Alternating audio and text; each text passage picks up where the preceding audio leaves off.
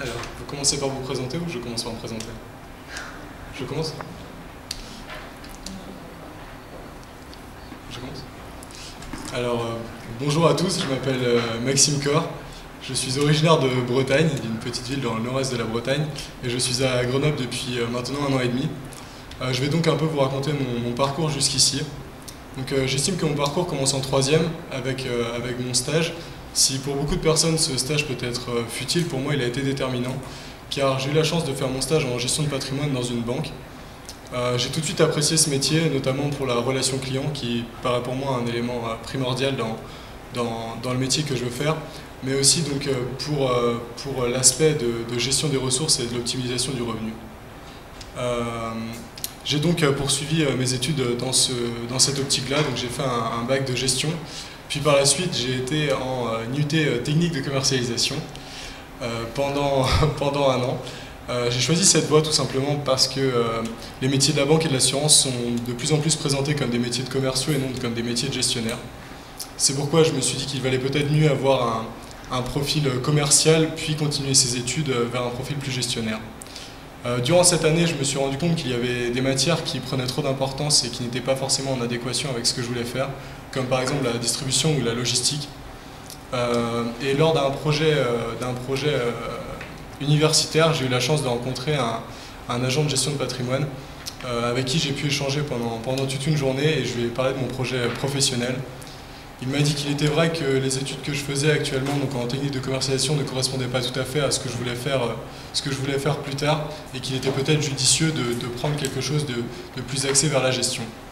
N'ayant pas d'année de retard, je me suis dit qu'il était plus intéressant de me réorienter tout en gardant les connaissances que j'avais pu apprendre lors des différents cours, comme de négociation relation client.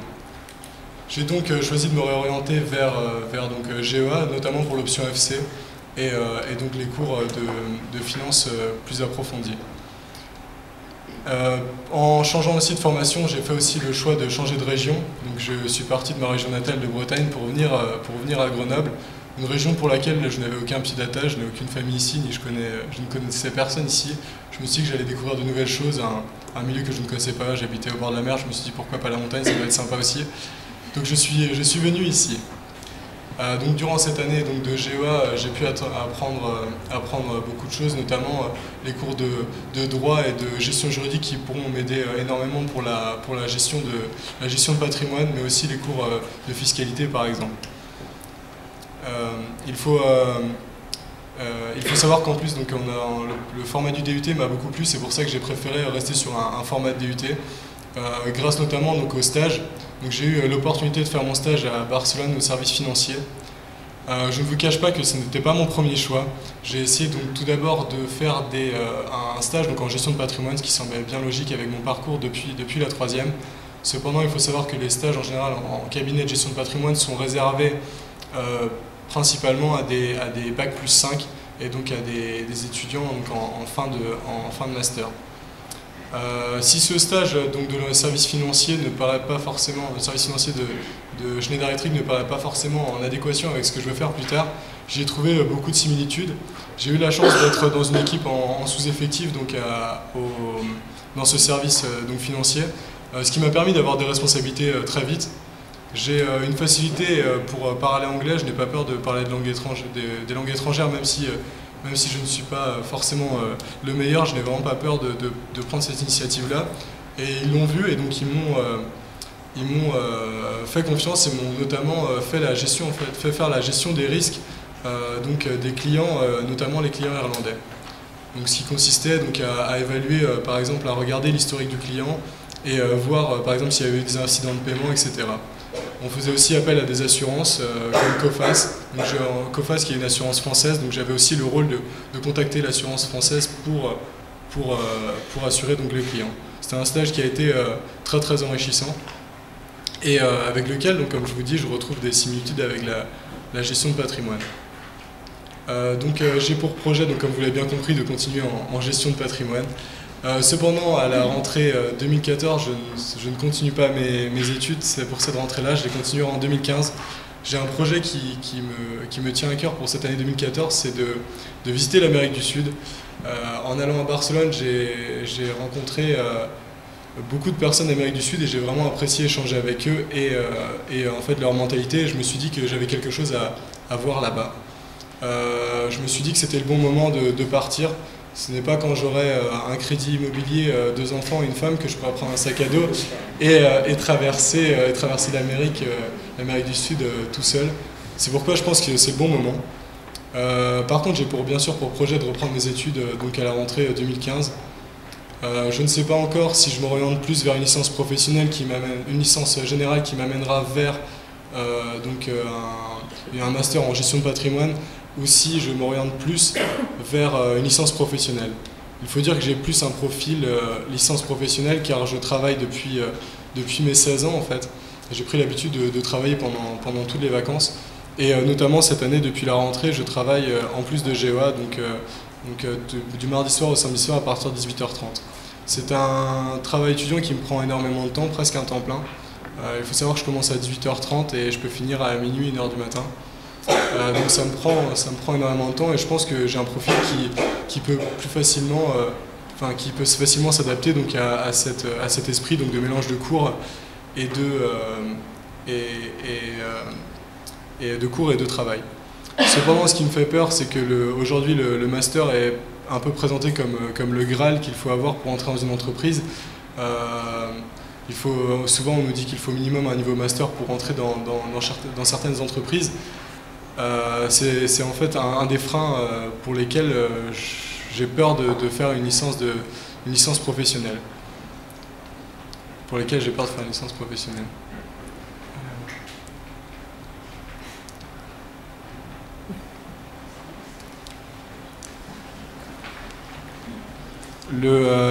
En fait, je compte continuer mes études donc sur Grenoble, pardon.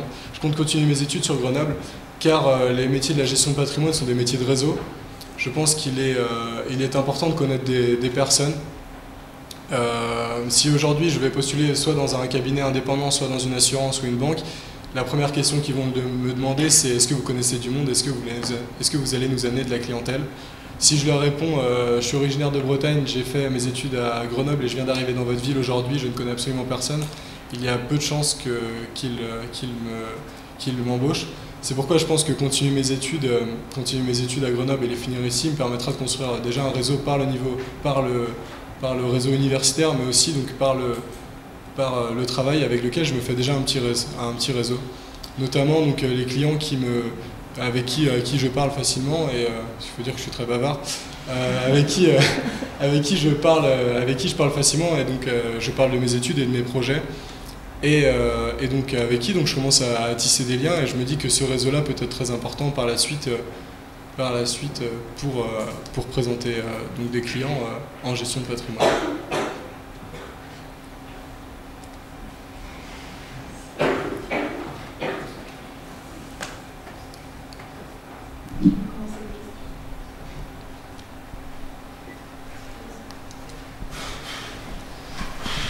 On va peut-être se présenter chacun d'entre nous. On commence. Ça marche là. Bonjour, Caroline Cugnot, donc, je suis juriste en négociation de contrats internationaux pour le groupe ADP. Voilà, depuis 4 ans. Bonjour, je suis Dominique Jossoin, ingénieur de formation. Je suis à la retraite et j'ai passé ma carrière dans l'industrie électrique, d'abord au service réalisation, gestion de contrats, gestion de projet, et enfin dans le commerce, commerce France d'abord et commerce à l'export. Juste un petit mot, je suis passé chez Schneider, j'ai passé plusieurs années chez Schneider et j'ai passé toute ma carrière à essayer de bosser à l'étranger, et toi en une année tu arrives à me faire 3 mois à Barcelone, là je suis un peu jaloux. Là.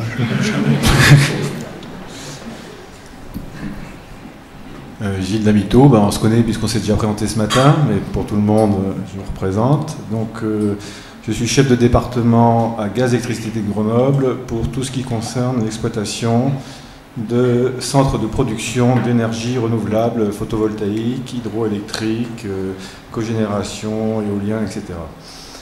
Biogaz. Moi aussi, je suis un ancien de Schneider d'ailleurs. Je suis ingénieur de formation.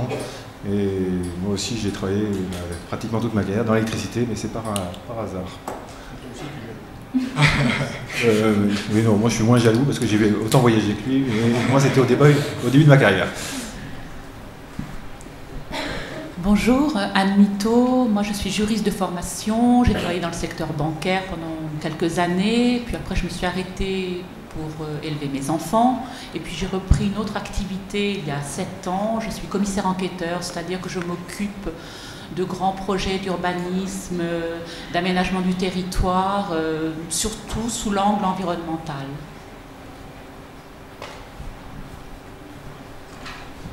Alors bonjour, Noémie Léronas, donc moi je suis chargée de mission en ressources humaines, donc on va dire jeune professionnelle au sein du centre médical Rocheplane qui se trouve à Saint-Martin-d'Air. Bonjour, Gabrielle Levet, assistante ressources humaines, centre médical Rocheplane, Saint-Martin-d'Air. Je n'ai pas travaillé chez Schneider. Bonjour, moi je m'appelle Xavier Callot, je suis donc retraité depuis quelques années déjà, après avoir fait une carrière dans le groupe ELF qui est devenu le groupe Total, plutôt dans des fonctions administratives et financières. Et voilà, et comme je suis le dernier, je vais poser la première question.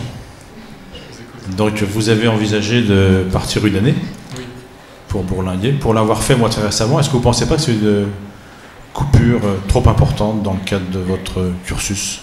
Non, je ne pense pas. Je pense que déjà, en fait, je ne pars pas pendant toute l'année. Je ne pars pas de juillet à la rentrée de septembre d'après. Je pars que 4 mois et pendant le reste...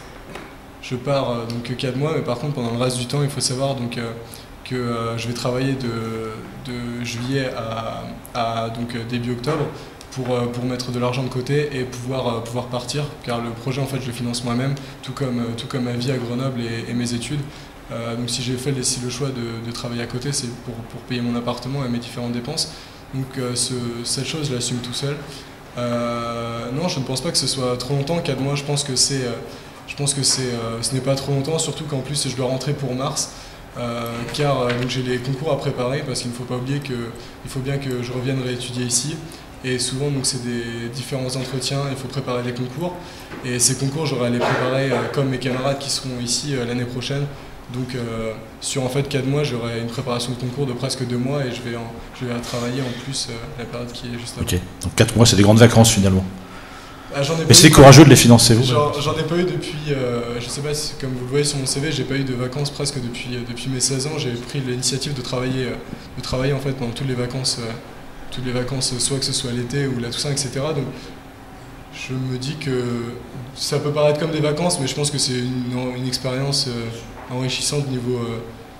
déjà, je pars tout seul avec un sac à dos, je pense que ça va forger ma maturité, ça va forger mon caractère et ça me permettra d'avoir une vision complètement différente des choses. Je pense que c'est quelque chose qui me semble essentiel et que si je le fais pas, je me poserai la question toujours, est-ce qu'au final, je suis pas resté en France parce que je suis né en France et que la France me paraissait bien alors qu'il y avait peut-être quelque chose à côté à voir qui me plairait plus.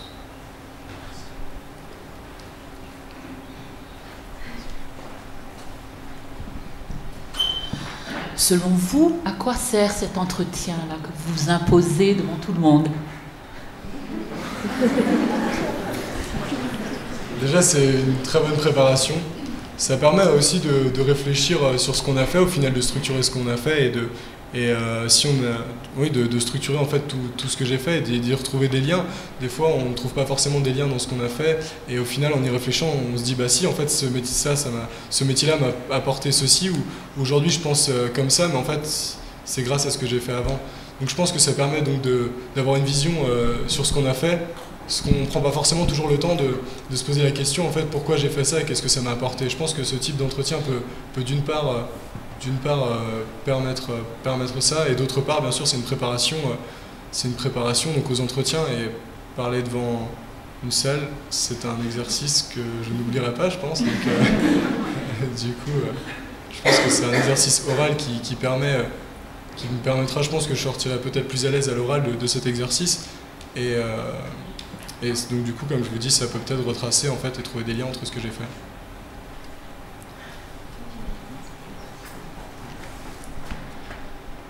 Donc aussi, je vais revenir sur le timing parce qu'il y a eu des dates que j'ai dû louper. Là, j'arrive pas à bien suivre. On parle de voyage.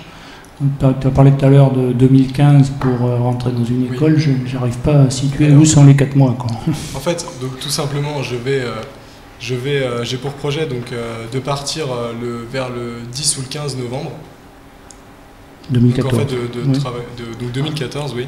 Donc de travailler jusqu'à octobre en fait pour pouvoir donc, financer mon projet comme je l'ai dit, et donc de partir de novembre, décembre, janvier, février et rentrer début mars ici. Parce que je veux rentrer début mars tout simplement, donc comme je vous l'ai dit, pour préparer les concours, pour avoir le temps donc de chercher. En fait, de tout simplement préparer les concours et pouvoir me consacrer mon temps à ceci. Et quel concours alors? C'est licence pro Donc du coup, en fait, je sais pas si, comme je vous l'ai dit, en fait, je suis un peu indécis sur le fait de choisir soit licence pro, soit une licence générale. C'est pour ça, je pense qu'il est important aussi que je parte pour prendre le temps de réfléchir et savoir qu'est-ce qui me correspond le plus. Il faut savoir que si je continue en licence générale, j'aurai l'obligation de travailler à côté pour payer mon appartement et pour payer mes différentes dépenses.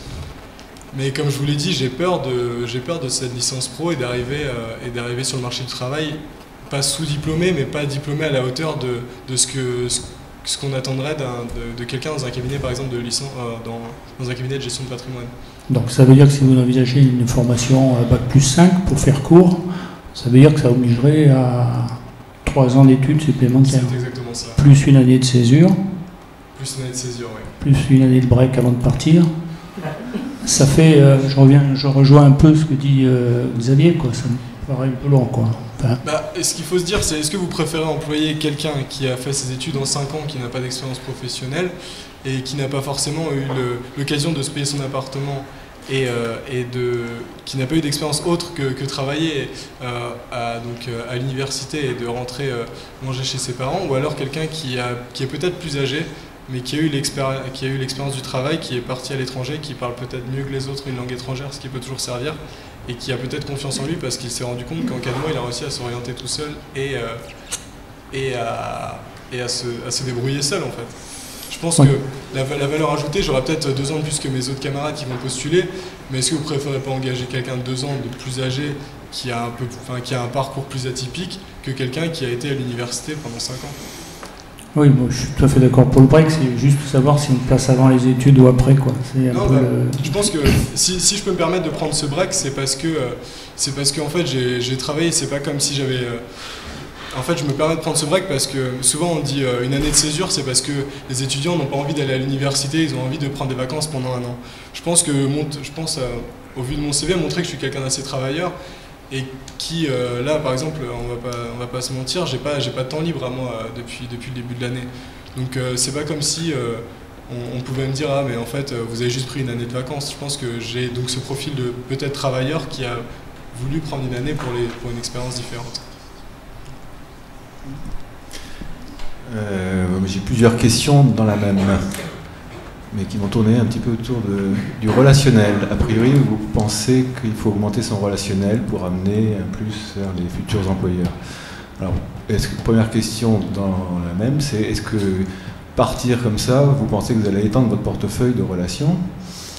Deuxièmement, même en notant le nom de chacun des membres du jury ici présents, plus vos professeurs, etc., est-ce que vous pensez qu'une éventuelle banque, par exemple, qui vous recruterait, va penser que c'est un plus dans la balance de nous connaître tous?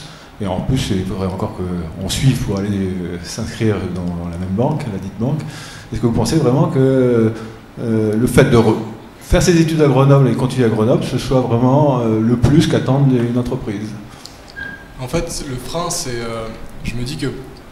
en fait, ce sera un frein de partir pour moi. Je pense qu'arriver dans une ville et postuler sans connaître personne, c'est vraiment un frein. Le plus de rester à Grenoble, c'est que j'ai créé des affinités donc, avec mon patron actuel, avec qui je peux discuter avec ses collègues, etc. Et donc c'est un réseau de jeunes entrepreneurs. Et donc j'ai pu rentrer dans ce... Enfin, je ne vais pas rentrer dans ce réseau-là parce que je ne suis pas un jeune entrepreneur, mais commencer à parler avec eux. Et donc du coup, commencer à faire mon réseau. Je pense que mon réseau grenoblois est déjà peut-être plus grand que mon réseau que j'ai en Bretagne.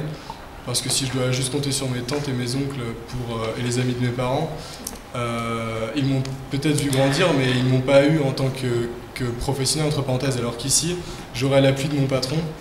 Ils pourront demander à mon patron comment il a travaillé, etc. Est-ce que c'est quelqu'un vraiment de fiable? De plus, partir à l'étranger, en fait, j'ai pour projet donc, de faire sponsoriser mon voyage. J'aimerais être sponsorisé, donc ça pourrait me permettre déjà de montrer ma démarche aux entreprises et donc de créer des liens avec des entreprises et voir donc, que j'ai réalisé un projet pour eux, pourrait peut-être après les amener à se dire ben, oui, voilà, on a sponsorisé son projet, pourquoi pas lui faire confiance par la suite pour son métier. Je reviens toujours au même point. Vous ne pensez pas plutôt qu'il vaut mieux aller voir un recruteur grenoblois qu'un recruteur de Saint-Paul-de-Léon? C'est peut-être là, c'est le portefeuille, c'est lui qui l'a, mais par contre il a plus de besoins que... Donc c'est en restant dans une grande ville, je cherche à vous ouvrir les yeux là simplement. Hein. En fait, je pense qu'il y a un réel marché en Bretagne. Je ne vous cache pas que je pense qu'il y a du travail à faire en Bretagne, il n'y a pas beaucoup de cabinets de gestion de patrimoine. Je sais qu'il y en a déjà beaucoup plus à Grenoble. Mais j'ai fait l'expérience d'aller demander des stages, à Grenoble pour de la gestion de patrimoine. À chaque fois, en fait, on m'a posé la question si je vous prends en stage, qu'est-ce que vous m'amenez de plus? À part, ils m'ont tout simplement expliqué que c'était pas mes qualités personnelles qu'ils attendaient, c'est que si je venais en stage, est-ce que j'amenais les personnes qui sont autour de moi en client chez eux? Je leur ai répondu honnêtement que non, je venais d'arriver à Grenoble depuis peu et je leur ai dit aujourd'hui je n'ai pas une clientèle à vous amener, une nouvelle clientèle et des nouvelles connaissances à vous nous amener. Ils m'ont dit écoutez, nous notre domaine c'est d'amener de nos clients pour faire de l'argent, donc si je leur en apporte pas, je pense que c'est vraiment un frein à l'emploi. Et je n'ai pas forcément, l'envie de retourner en Bretagne non plus. J'ai vécu 19 ans là-bas. Et c'est sympa de retourner en vacances en Bretagne, mais je n'ai pas forcément envie de faire ma vie là-bas. Vous nous avez dit que vous étiez très travailleur et que vous parliez anglais. Oui. So, what can you tell us about your hobbies? Because your hobbies is empty. I work about between 25 and 30 hours per week. At the work, so I don't have many hobbies. I think I will take the time when I will have a work not to find some hobbies, but to have some hobbies. I love motorbike. I passed my motorbike driving license when I was 18, and I also like to drive cars. And I hope I will have the time to drive cars on race or to drive motorbike on race, but. This hobby we need to have money to make to do this hobby. So I think I have to wait to have some more hobbies. But I was doing sport when I was younger too. I was doing French box, but I had to stop it because I fall when I was skiing. And when I tried to make box again, I had one more injury. Don't forget, e pericoloso sport jazz. ¿Y te gusta este tipo de vida?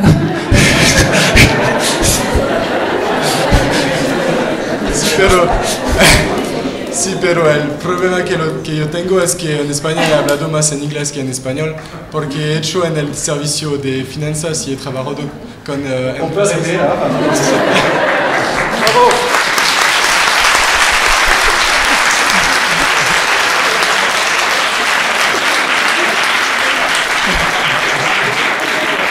J'ai juste une question là, par rapport à là, ton projet de carrière, etc. Donc, si j'ai bien compris, c'est dans la gestion de patrimoine. Alors, ce qui m'a gêné dans ce que tu nous as dit, là, tu l'as répété plusieurs fois, c'est que l'entreprise pour laquelle tu voulais rentrer là, pour ton stage, il te demande, toi qui as 21 ans, quels sont les clients que tu peux apporter. Il y a quelque chose qui me gêne là. En fait, tout simplement, ce qu'ils m'ont dit clairement, je suis rentré en fait avec mon CV à la main et je leur ai dit bonjour, donc je cherche un stage et donc ce que je veux faire depuis mes 14 ans, donc c'est de la gestion de patrimoine, c'est quelque chose qui m'intéresse vraiment. J'ai eu l'expérience donc d'interviewer donc un agent le directeur donc d'une agence AXA en fait qui était spécialisé dans la gestion de patrimoine. Donc j'ai quand même je connais un peu le métier, c'est pas quelque chose qui m'est venu comme ça. Et ils m'ont dit bah, c'est très bien, en plus vous avez l'air sympathique et dynamique, mais est-ce que en fait vous avez des clients à nous amener? Et je leur ai expliqué que toute ma famille était en Bretagne, etc. et que ça m'étonnerait qu'ils placent de l'argent chez AXA, donc c'était encore une entreprise AXA, chez AXA à Grenoble. Ils nous ont dit moi ce qu'il faut, je n'ai aucun intérêt à former quelqu'un, je n'ai pas de place à pourvoir, mais par contre si vous m'amenez de l'argent, je veux bien vous prendre pour 3 mois. Donc si vous m'amenez vos parents ou les personnes qui sont autour de vous, je vous prends, mais sinon si vous m'amenez personne, je n'ai rien à vous offrir. Tout simplement. C'est un peu surprenant, mais enfin Non, c'est du chantage ça.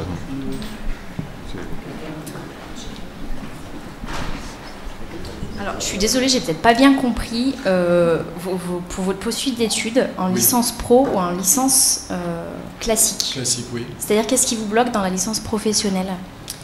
En fait, ce que j'ai peur, c'est que de rentrer par exemple dans un cabinet, en fait, ils vont plus regarder nos compétences, etc. Alors que par exemple dans un groupe, si je veux postuler, donc c'est un groupe d'assurance, je reprends l'exemple d'AXA, avec je donnais l'exemple de AXA depuis tout à l'heure, en fait ils vont regarder le niveau d'études aussi. Je pense que face à quelqu'un, quand je vais faire une demande d'emploi, ils vont regarder donc le niveau d'études.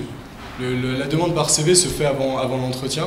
Et donc je pense que si je me présente avec la meilleure volonté du monde, avec une licence professionnelle en gestion de patrimoine, en ayant peut-être eu l'expérience de 9 mois dans une entreprise, je vais me retrouver face à des masters. Ce qu'il faut savoir, c'est que le master de gestion de patrimoine a sa dernière année forcément en alternance. Du coup, je vais me retrouver à expérience égale avec quelqu'un de plus diplômé que moi.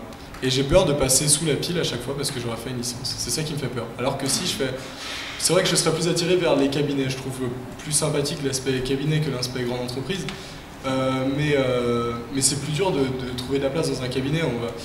Les cabinets, en fait, il faut attendre que quelqu'un parte à la retraite ou que quelqu'un parte de son propre gré. Donc je pense j'ai peur en fait de ce problème-là, de me retrouver à être obligé donc, tout d'abord d'aller dans une grande entreprise et que mon CV soit forcément mis en dessous. Juste pour terminer, il faut arrêter AXA et aller chez MMA. Zéro blabla, zéro tracas.